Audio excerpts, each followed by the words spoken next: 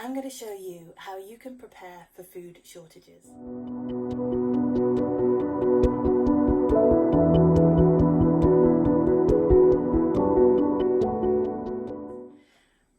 Hi, I am Elysium and welcome to my kitchen.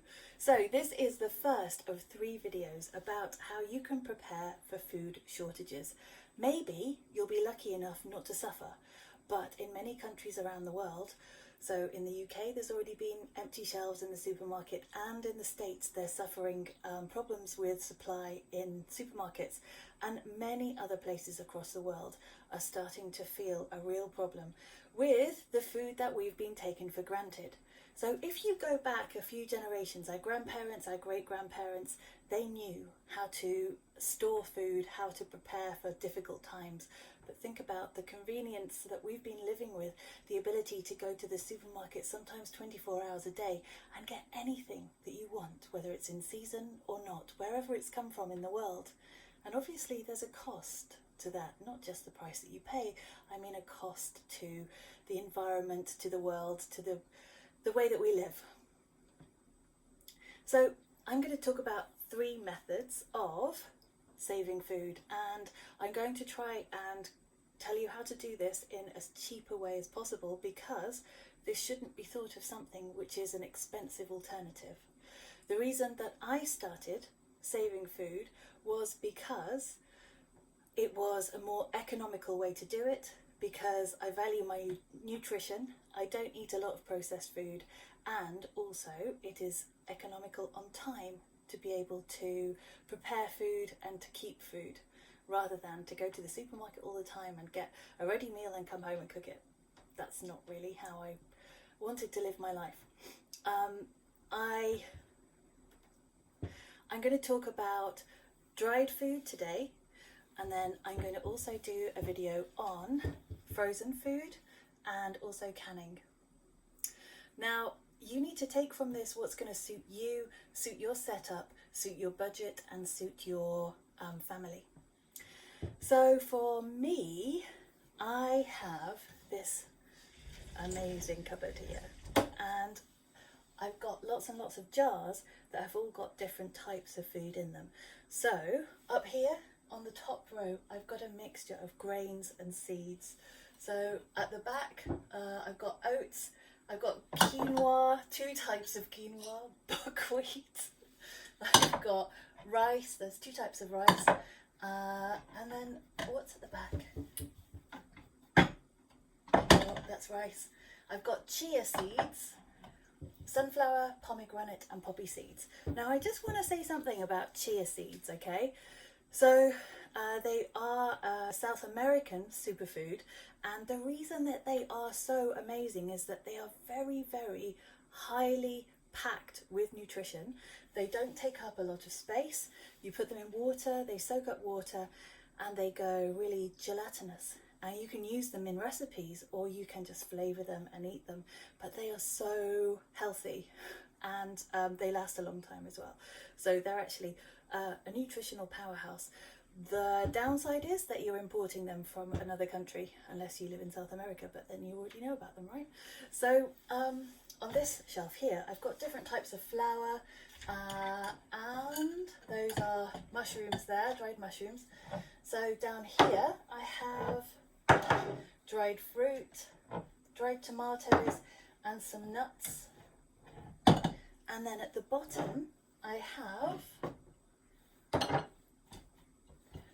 different types of pulses, and these are all dried, and I use a pressure cooker to cook them. They need different amounts of time to cook, and they also require soaking for different lengths of time, but generally I soak them overnight, change the water, and then I put them in the pressure cooker for whatever time I've got on my chart. Okay, now it's important to store your stuff in something which is airtight. It is possible to store food in vacuum packed bags, for example, or you could store them in the Ziploc, but actually they're not really very airtight. So something like this is really, really useful. These are just old coffee jars that have got a really good seal on, and quite often people will save up stuff like this and then sell them in bulk on eBay or something like that. So if you don't drink a lot of coffee of that brand, then you could either switch brands, or you could try and get a bulk buy that someone's checking out. These were an investment. I bought myself a whole load of these jars, and actually for me it was a really good investment because I use this method of keeping my food safe regularly. Now, it's important to point out that I store it with a label and I put the date on when it's going to go out of date, and then if I'm topping up, what I usually do is just empty out what's left, put the new stuff in the bottom, and then put the old stuff back on the top, so that I'm rotating the stock. It's fairly obvious, isn't it? Okay, so that's my dried cupboard. So if I'm cooking with this, then it is possible to make a whole meal out of stuff like this. I would recommend learning to use herbs and spices if you can't already, and you can make some amazing stuff with things like this. What I'm going to do for my cupboard, I'm going to dry some onions because I have a dehydrator. So that's it's like a plastic contraption that dehydrates food very, very slowly when you've chopped it up, and you leave it on for a few hours just on a very low heat, and then the food goes crispy. And onions is one thing that you can do quite easily, so I'll put onions in one of these, and then I've got them ready for if I'm making something like a curry or a soup or some kind of sauce. I can use those as a base. So think about what you would normally eat, and maybe think about how you could supplement some of those fresh ingredients like onions for dried ones. Now, if you didn't want to use a dehydrator because maybe you haven't got one, then you could use the oven, and you could just put it on a very low heat, leave the door open, and it will do the same thing. Okay, so that's my recommendation. Obviously, it can be expensive to set something like this up, particularly if you're investing in jars, which you don't have to do, but I would recommend hunting around for the best prices on dried goods. You can often get things that are reduced in supermarkets, so I always keep an eye on the vegetables and the fruit, and if there's something there that's going out of date but still looks good quality, that's important, because when you're preparing food like this, if you're drying it out, then you want to choose something which is the best possible quality before you start to process it. But it's possible to do that, you know. Sometimes the dates on things, there's loads of actual goodness left in food, but the dates mean that they can't sell it on the shelves. So it's worth keeping your eyes open and just learning how to do things in a different way. I would say that if you're drying food with a dehydrator or an oven to store it like this, then you need to make sure it's airtight. It's better to fill up the container rather than have gaps for air, and you need to make sure it's properly dry so that it has the best chance of lasting.